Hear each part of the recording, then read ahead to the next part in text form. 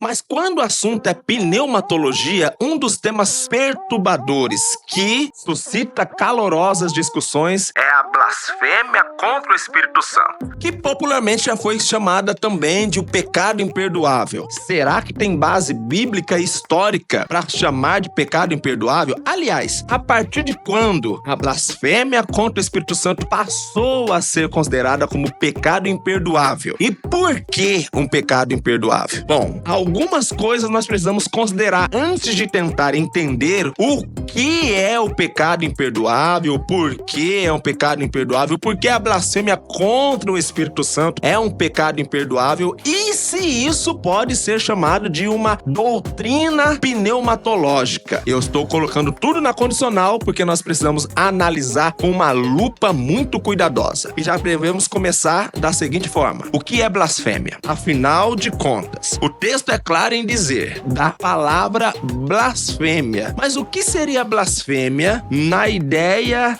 do autor dos evangelhos? O que seria blasfêmia nos dias de Jesus? E por que esta blasfêmia contra o Espírito Santo é considerada um pecado imperdoável? Bom, eu preciso citar para você em primeiro plano que este texto da blasfêmia contra o Espírito Santo é um trecho único, exclusivo. Não há mais nenhum outro texto no Antigo e no Novo Testamento que trate sobre este assunto. E mais do que isso, você sabia que não há nenhum documento histórico da igreja? E olha que a igreja produziu diversos documentos históricos, os concílios, os credos, as próprias midrashes, que são documentos da cultura judaica, a Didaquê. Só que eu citei diversos documentos históricos que nos fazem pensar o que a igreja tinha como normativas, como RIs, por assim dizer. Pois é, o assunto blasfêmia contra o Espírito Santo não se acha em nenhum documento histórico da igreja. É possível até afirmar a partir daí que a igreja sequer tratava desse tema. Portanto, será que ele realmente é relevante? Será que esse tema cabe